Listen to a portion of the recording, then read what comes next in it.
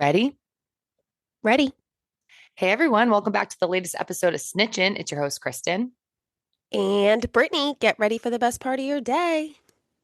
And it's Wednesday. That means it's a guest episode, which are our favorite episodes. And we have one of our besties here, Brianna, aka we refer to her as Bahn. So weird Um, hearing you call her Brianna. Bahn, do Like who? you how do people refer to you in your world? Like, would you say 90% Bahn? Like, what's the ratio? Oh, I would say like 98% Bond. It's like my sister, my parents, and Melissa call me Brianna, but and actually at work too, people call me Brianna. But Makes sense. outside of those worlds, I'm Bond. I really won't answer to Brianna if I'm like in public because I assume it's not for me. I assume it's definitely not for me. So yeah. You know what? It is like a unique nickname. I've never heard of someone else being called Bon. I don't even know Yeah. if after all of these years of knowing you, like how that name originated. Oh, I Yeah. mean, we can kick the podcast off with that. Well, yeah, it is pretty unique to be honest, but it came because I have like a bunch of cousins that are all the same age as me, and I went to high school with one of my cousins who was in the same class as me, and I wasn't paying attention, so he just yelled Bon, and I turned around. So it's been my family name since I was like really, Oh, yeah, since I was really little. And then when my cousin called it to me at school, it was kind of like a game changer. It was like, there is no more Brianna. It's just Bon from here on out. But like my teachers and everything in high school called me Bon. So it's weird to be called Brianna outside of like work or from my mom and my sister.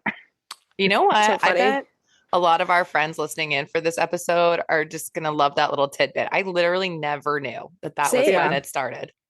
I never knew Yeah. that either. I don't know why this reminds me of it, but I feel like you'll remember this, Bond. Remember when Kelsey always used to call Gina Gina? Like she didn't Yes. say Gina ever. Like in front of teachers, in front of parents, Yeah. she was only Gina. She'd be like yelling down the hall, like Gina. Yeah. Yeah. Yeah. Yeah. Yeah. At least you're not Gina. I mean, I will take that. At least I'm not Gina. But I mean, I am Barn on occasion, Gina's depending on who you're Kristen's talking dying. to. So I don't know if Gina or Barn is better or worse, but Oh my God, so good. I feel like we need to find another way to work in China like more times in the rest of this episode. That's so funny. Yeah. yeah. But yeah, we're pumped to have Bon on. So Bon, we've known since high school and grew up in the same area that Brittany and I did. She just got married this June. I think it was June. May. May May. May 17th. Wow. May 17th. Oh my gosh. I cannot believe that that's already been 4 months. That's crazy. Yeah. Honestly, yes. It seems like 5 minutes ago, but definitely Truly. She had the most beautiful wedding to her wife, Melissa. So, really, what this episode is going to be talking about is we're going to talk to Bon about her coming out journey. She came out later in life, I think, what, 30, something not along those 30. 30. It's a tough, yeah, I don't know. I think to you guys probably like 31, 32. I think so. Yeah. Yeah. It's probably the right time frame there. Yeah. So we're going to talk about that and what her experience was like. We're also going to get into a little bit of, newlywed talk. Obviously, like we said, she just got married. Mhm. And then another fun fact about Bon is that she is huge into home improvement. Like, call her Tim the Toolman Taylor. Like, literally, this girl is home improving everywhere, all around. Yeah. So we're going to talk a little bit about that and some tips for maybe people who want to get into it. So yeah, it's going to be a great episode. I guess to kick things off, like we said, you came out later in life around the age of 30, 31. So I'm curious, what was the scariest part about that experience for you, like specifically with your friends and family? Yeah, I mean, I think it's kind of a twofold kind of question, right? Like, what is the scariest part about it? And then, like, the outside version of what is scary. So, the journey to get to a place where you're going to even be like, hey, I might be a little bit different than other people is like one part of the scary stuff, right? Like, Mhm. ultimately, no one wants to be like different or other or just like Sure. not Right. the same as their friends or not doing the same things as their friends. So, like, that's the first portion of that. Like, for yourself. I am feeling that I am not the same as my friends. That's scary. You don't want to feel like that. You want to be a part of Yeah. the crew and you want to just feel kind of like everybody else. And the Mhm. realization that you may not be is something that's like kind of unsettling, right? Yeah. And the second part of that is like, what is everyone going to think if I am out? There are two really big pieces of that discussion or inward kind of thinking. And for me, it took a long time. Like I came out in my early 30s to kind of come to grips with both of those things. Not saying for me in particular that they were like really dramatic years or like troublesome. It was just like, okay, well, maybe I should try something different. Because I was like single for a very long time, but had kind of underlying understanding that I may not be feeling the same as everybody else. So I would say that I was somewhere in the middle of the spectrum of like, I'm terrified to do this and like this is going to be super easy. I probably was like right in the middle of that, being like, okay, well, this will definitely change things up. Don't know how a lot of people will think about it, but I wasn't concerned that people were going to be like mean or bad. So I am a lucky person to say that like coming out wasn't going to be something that was like traumatic.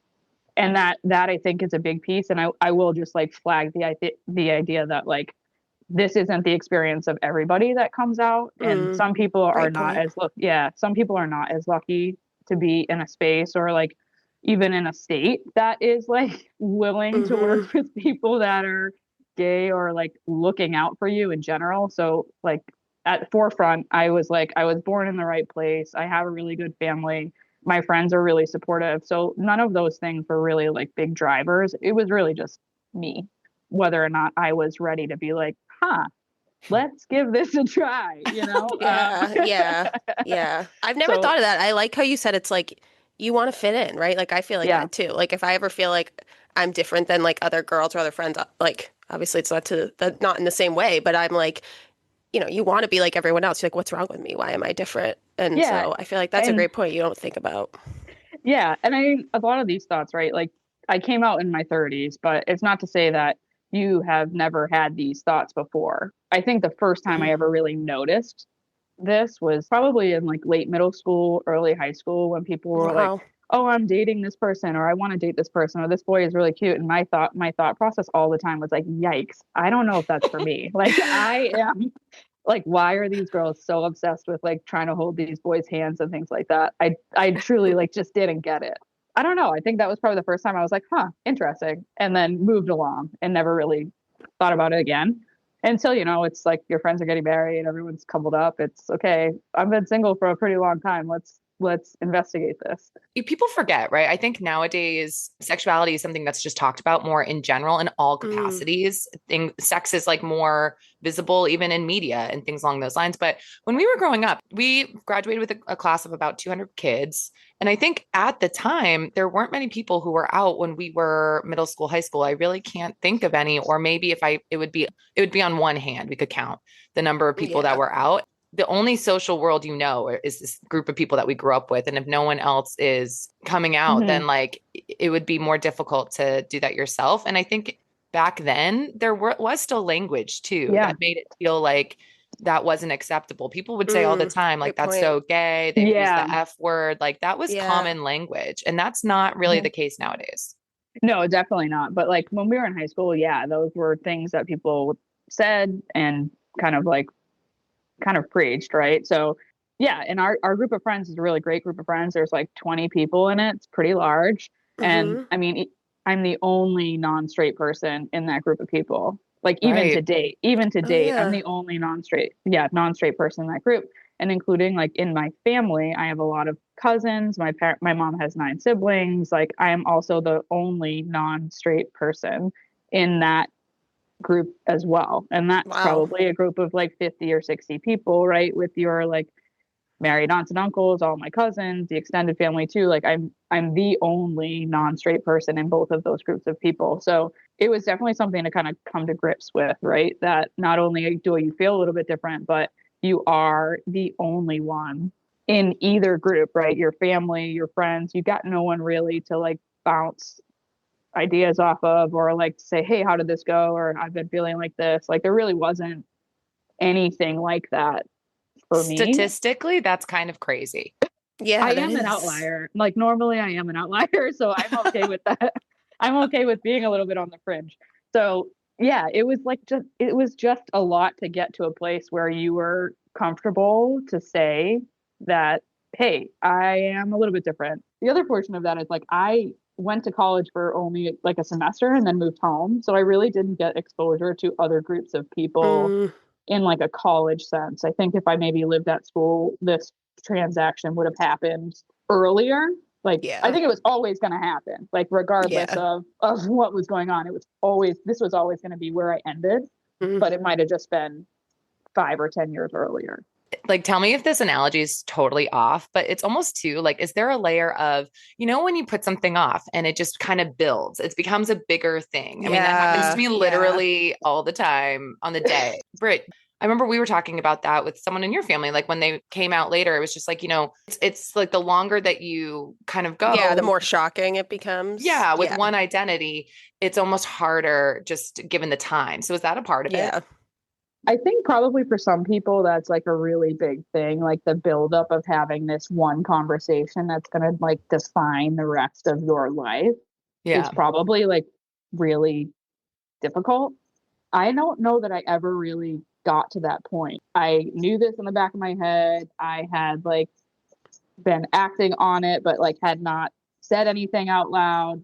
But I didn't let it become like this like thing that was pushing down on me. I really was just trying to figure it out. I would be like out with my friends. I would go on dates with girls. I would go on dates with guys. I would go, hang out with whoever and kind of by process of elimination realize like I do not enjoy my time with Ben. So Honestly, fair. yeah. So I was just like, okay, this must be the path that I'll be going on. And really, once that you came to that decision, it was kind of like you might owe some people a conversation, right? Like for me, it wasn't about like keeping a secret because to me, I really wasn't. I think the only pressure I had was to be like honest with my parents because I knew like my parents are like really, really understanding, awesome people. They've been super supportive like in any decision that I've made.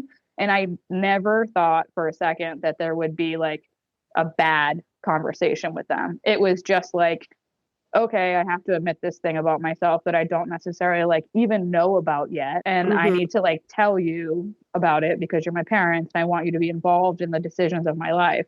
But like what do you say? Hey, by the way, I'm 31 and I'm seeing that somebody and my mom was like, I'm so excited. And I was like, her name is Melissa. And like the face was like, oh, okay, all right, okay, cool. And it was like it was excitement. She was like she knew that when if I was talking about somebody, it was a done deal. Like it was this is the person, okay.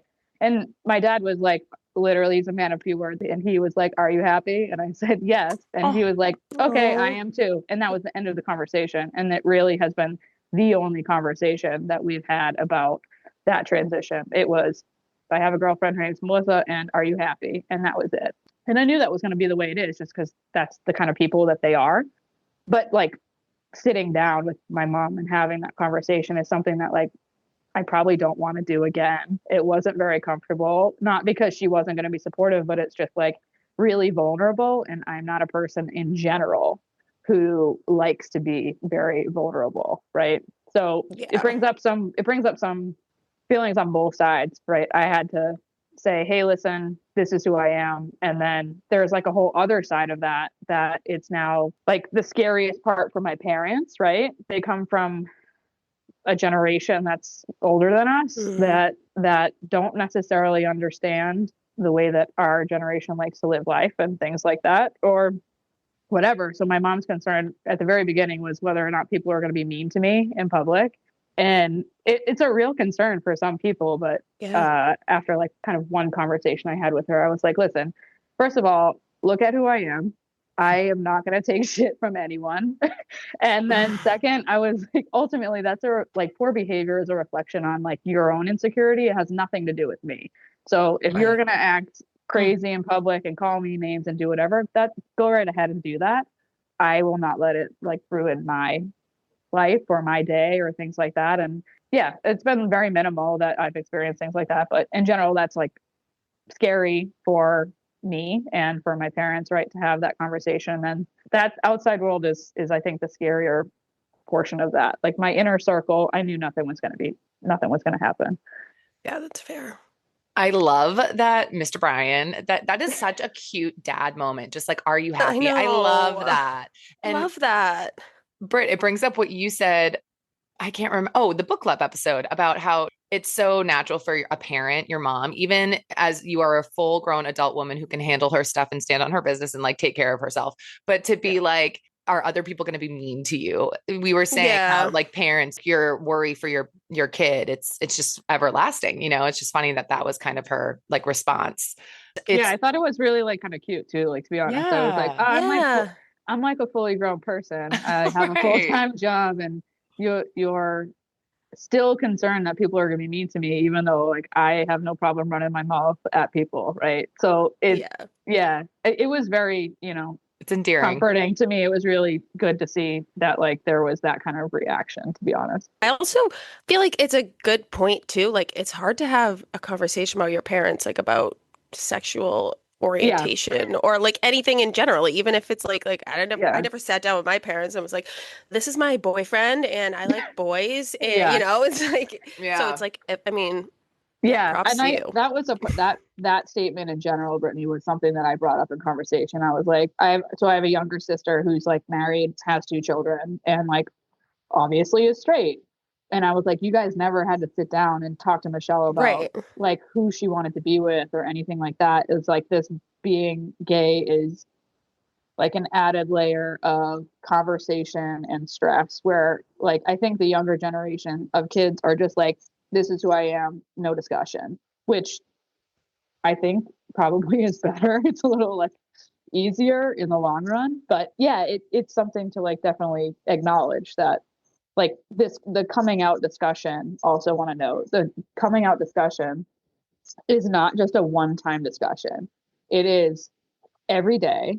Anytime you meet Mm, someone new, any new job, mm, anybody in the grocery store, anyone, it's because like anytime I identify like, oh, my wife and I, okay, I came Right. out again. And like you really don't know every single time what the yeah. reaction is going to be like. It's not a one-time discussion. It's probably, you know, over the course of your life, you do it hundreds, if not thousands of times. For example, I just had like 5 new employees start at my company, and I had to tell each one of them, like, hi, I'm Brianna, this X, Y, and Z. And then they're like, what'd you do over the weekend? And I was like, oh, my wife and I. Oh, okay. I came out again to these people that I just met 30 seconds ago. So it's just a kind of an ongoing discussion. It gets obviously easier with the more times that you do it or the more comfortable you get. But When did Melissa come out?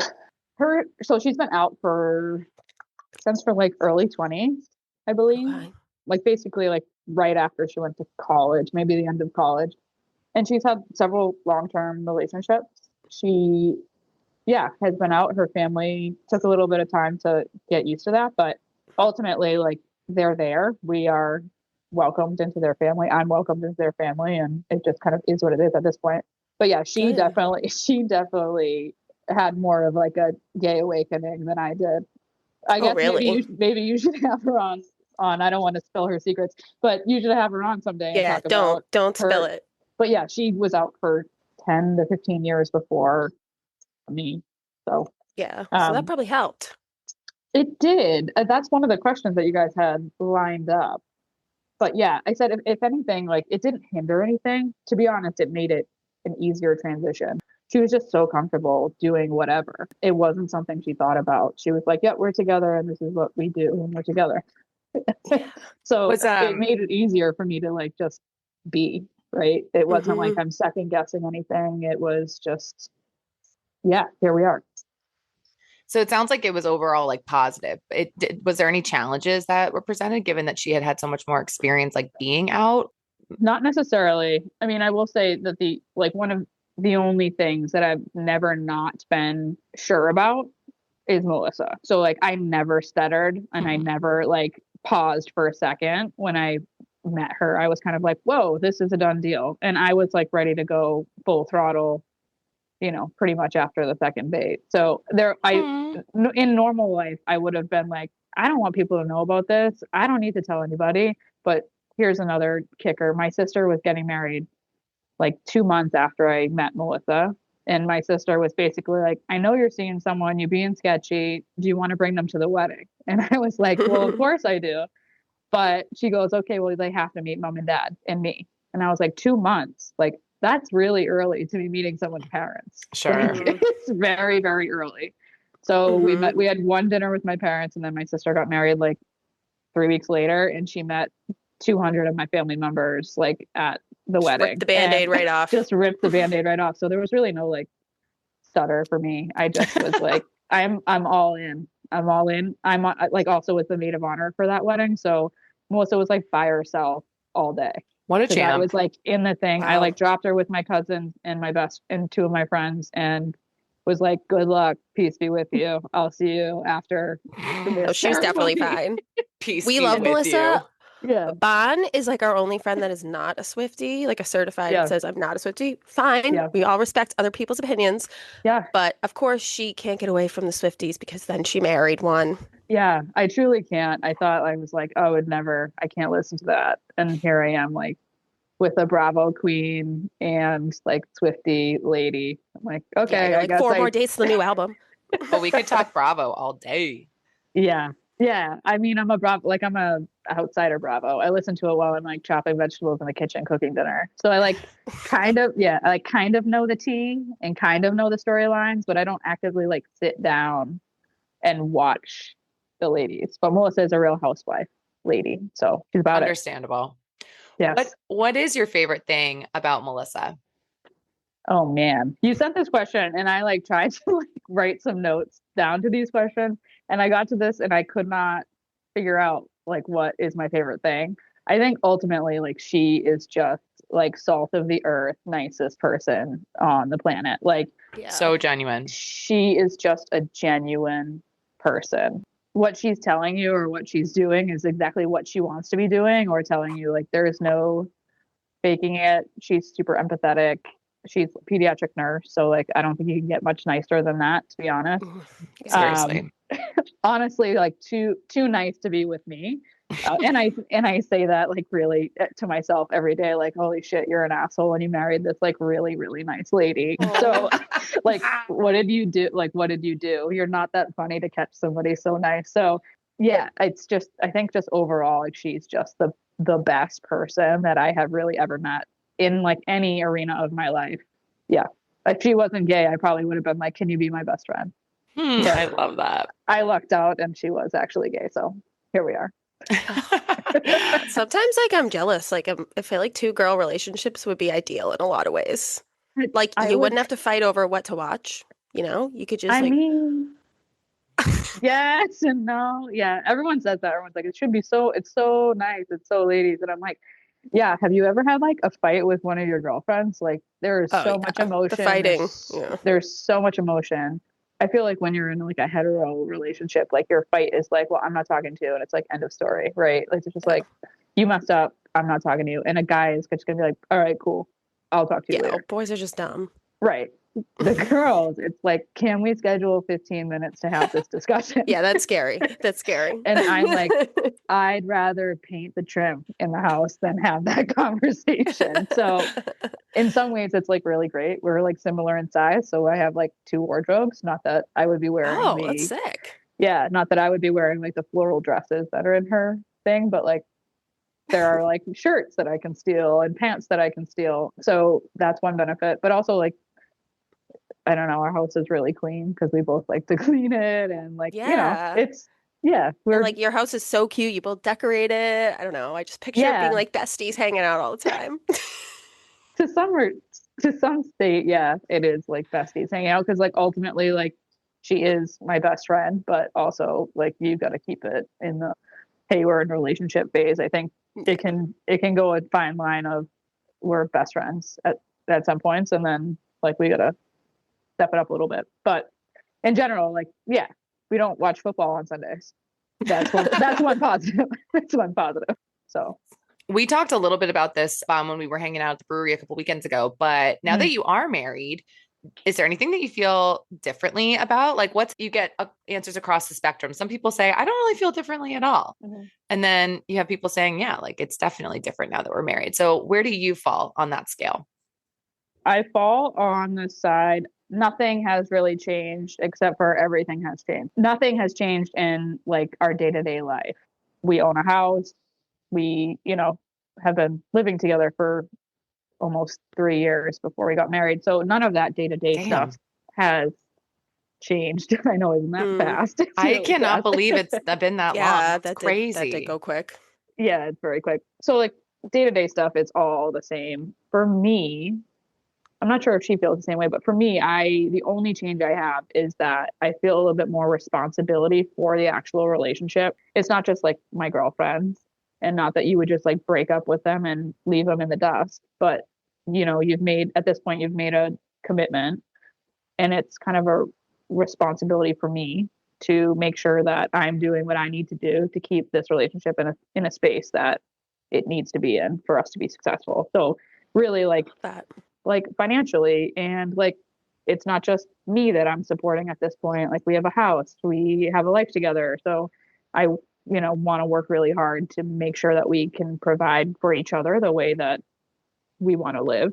But yeah, like really it's just a responsibility. There's like an added layer of like effort, I think, goes into the marriage life, because I feel like you can get stuck in like the monotony of day-to-day life, right? Like we make a point to go on dates, schedule time with each other, which like dating and being married to a nurse is not the easiest thing on the planet, because I work Monday through Friday, regular business hours, and her schedule is kind of all over the place. So we really have to make an effort to get those times, whether it's literally just like a couple of beers at happy hour on a Friday or like something more intense. But we really try to make an effort to do that, just to keep each other at the forefront of what we're doing, why we're doing it, and that we actually like each other, right? Because that can get like kind of grayed out in the day-to-day monotony of like, I got to go to work, I have this big project, I'm doing this, I just work 12 hours. Totally. We just got a puppy, so it's like the dog is like taking over our life, but we need a good reminder of like, hey, the reason we did all of this is because we really like each other and we wanted to be together. So that should be the priority of our situation. Yeah. I feel like, or at least I can imagine that for a lot of people, it's kind of like you get married and it's almost like you can just like breathe a sigh of relief. Got married, now I have this commitment and this stable relationship and all these things. Like I don't have to put as much effort in because we got there. But it's like, I like how you're reframing that of now that we're married, I am putting almost more intentionality into making sure that it's working because I have this responsibility to keep it going. That's really. And like you want to make it work because one, you made this commitment to each other and like to everyone that came and watched you do it, right? So we had like almost 200 people at our wedding, and that's important to me, is to like make sure that a lot of people took time out of their days to come and celebrate with us, but want to know that like we made an actual commitment, there is work behind it, we are in it for the long haul. The other thing is like, yes, you made this commitment, but you made a commitment for a very long time, and I would like to be happy during that time. So you need to do some work during that period to make sure that there's happiness there, because to be married and miserable is not fun, or I don't think that's a goal for anyone. So yeah. I read this article literally like 10 years ago. I don't know the source, don't even know if it's credible, but it just stuck with me. It was a relationship expert. And she said, one of the number one signs that a couple is going to be successful is if you just like notice that they are kind to each other. They're just nice to each other. Like try to make an effort to use nice language or compliment or like just be a friend. And I was like, that's so simple, but I could so see how in a regular day to day, that would be so important, just to remind yourself that just because they're your husband or wife, you still have to like put the effort in to be nice to them. Yeah. You didn't sign the paper and then it's done. You gotta keep it moving. Yeah. It's just the beginning. Just the beginning. Can't wait. Maybe last question, then we should talk some home improvement. Sure. Yeah. Like for anyone who might be considering coming out and they're nervous about it, just to kind of bring it back to the beginning, just any piece of advice that you could give somebody in that situation who might be listening. Yeah. So I think there are a handful of things that should happen or need to happen if you're going to come out and kind of go into this journey. One is like some self-reflection, right? Like actually take some time, think about these things. Like for me, I wanted to be sure in what I was doing before I was like out here announcing something to everybody, right? And that for me took a really long time, like I don't know, 10 years. For others, it could be like $6. Who knows? But I will just kind of tell a little story. And then I think that's like my best way at describing my advice. So when I first met Melissa, I was invited to like 100 weddings, which is like standard in our group of friends, which like every weekend we were at a wedding or bridal shower or whatever.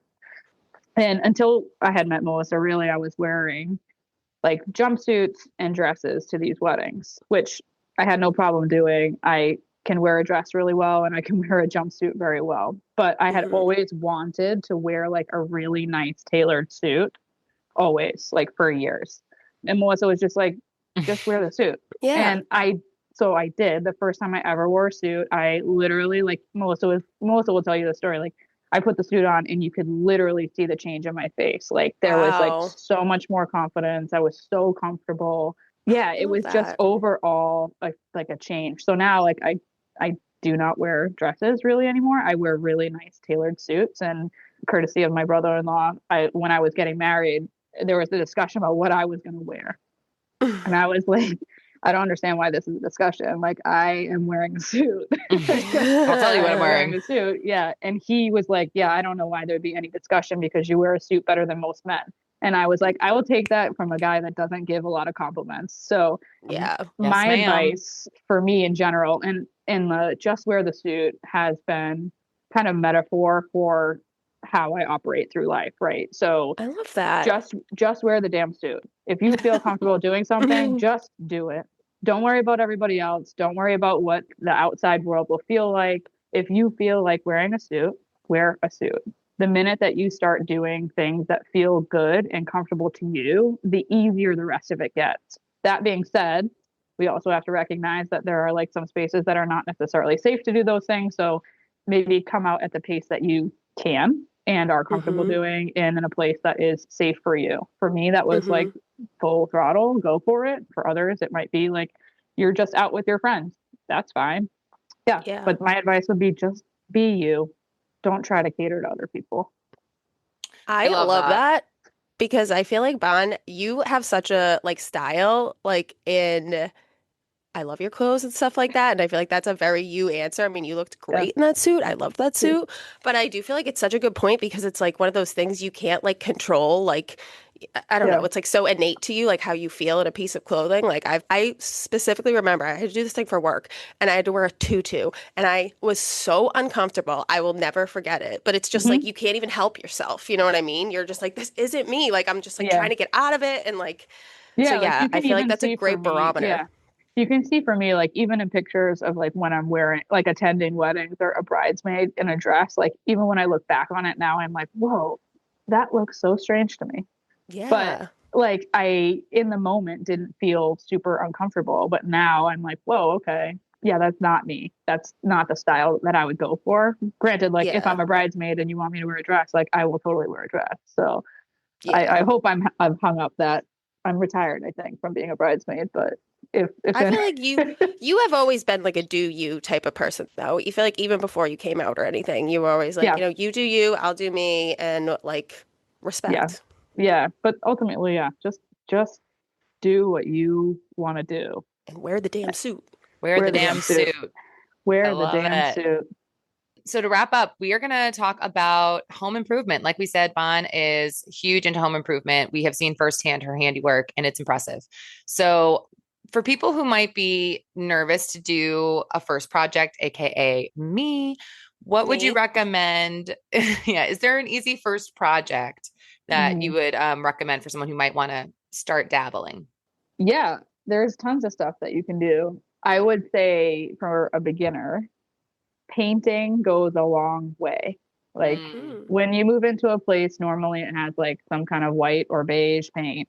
I would advise going and picking out something and doing that paint. It will change the way your house feels. Yeah. It truly will. And it's a simple thing. It can be done in a weekend. You don't have to have like a really high skill level to do it. You do have to have a little bit of patience. But other than that, it's, you know, a weekend project will make your house feel 1,000 times different.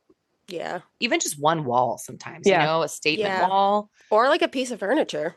Yeah. You know, like a chair or something.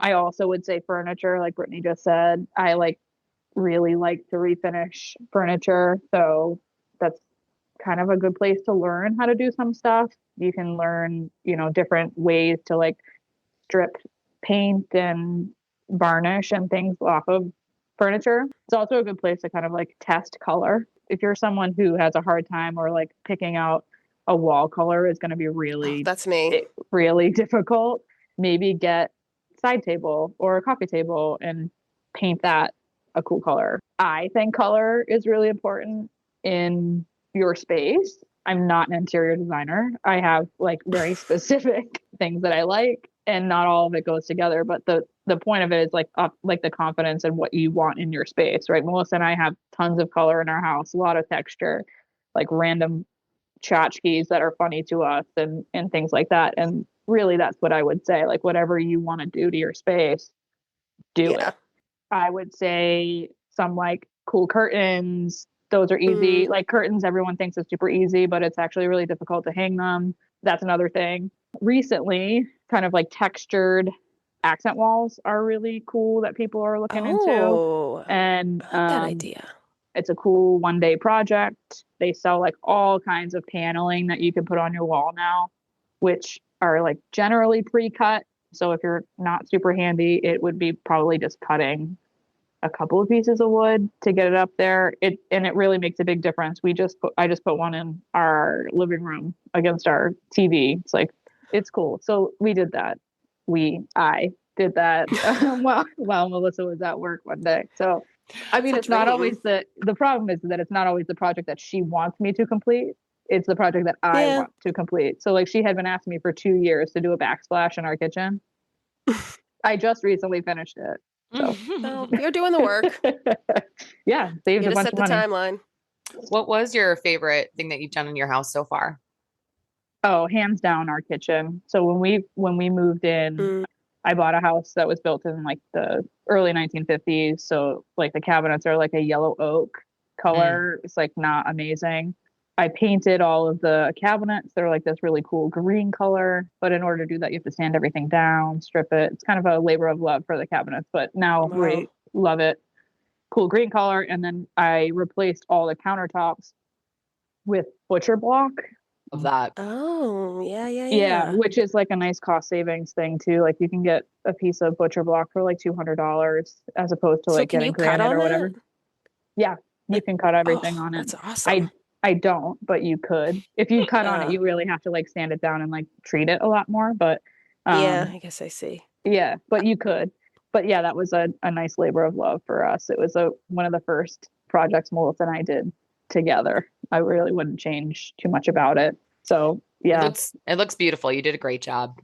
Yeah, I feel like the colored cabinets are very in right now. Yeah, it is. And it was a temporary solution, to be honest. Like we want to redo the kitchen at some point. So I was like, instead of ripping these out, let's just paint them. We'll get a couple of years out of them and then we'll do what we want to do. Love it.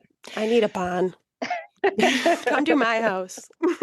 No, I'm always looking for be a Bahn. Yeah, we can do it. Okay, final question. What are the top 3 tools that you think you should keep in your house? Oh, I think they're pretty standard. I would say some kind of drill and like a drill bit set, the screw heads, and then also like the actual bits that you can like drill a hole into the wall. Some screwdrivers, that's in one level, like a Phillips head and a flathead screwdriver. I would say a level if you're going to be hanging everything, a square, which is like that metal triangle, so that your stuff is square when you're cutting. And I would say some kind of saw. Right. Whether that's a circular saw, a jigsaw, a handsaw, I would say those things are probably the most important. Yeah. I think you can get by with a lot of that. And I have like a really basic circular saw, to be honest. Like it's not anything crazy. I don't have a chop saw. I don't have big equipment because my house is tiny. So you can get by with a lot. And the final thing I would say is your phone, because you can learn so much stuff from TikTok and YouTube. Like honestly, you can learn how to build a house on YouTube if you really want to. That is crazy. Seriously. I thought you were going to be like a hammer, nails. No. I figured the screwdriver. That's the thing I use the most as someone who's not handy at all. But I definitely take that out. Yeah, I tried to keep it really basic. Like, Yeah, she was appreciated. That's what we need. yeah, like Yeah, that's appreciated. What do I use every week that I need? Like, I literally keep screwdrivers in my kitchen because I'm always like, I need to open this, I need to do this, I need to do that. It's not with the rest of my tools. It's right in the, it's with the Ziploc bags. Doesn't make any sense, but that's where we go. Such a great skill. Oh, goodness. Well, Bahn, this was such a fun episode. We so appreciate you coming on. We were so excited for this one. We hope you enjoyed it. Come back anytime. Yeah. I hope I live up to the expectations. And I would like to note that I was the #1 follower, first follower. And This is first true. first I was person going to mention that. Provide feedback to the crew. And I'm still listening, even though you're always talking about Taylor Swift. So obviously it's not deterring me from listening to the pod. Oh my God, yay. Yeah, Bahn was like our first listener. Amazing. And now we have to have Melissa on. We're putting the call out for Melissa. Yeah. You should, really. And maybe she'll tell you that everything I said is a lie. Who knows? You never know. Can't wait. Well, this was a great episode. Definitely lived up to the hype. Thanks for everyone for listening in. We're going to be back with an episode on Friday, and it's going to be our Taylor Swift Life of a Showgirl episode. So make sure to tune in. And make sure to like us, follow us, comment at us on social at snitchinpod on TikTok and Instagram. Tell everyone you know about us. And yeah, just share this episode. Thanks, Bahn. Thanks, Bahn. Thank you. Bye, guys. Bye, everyone. Bye.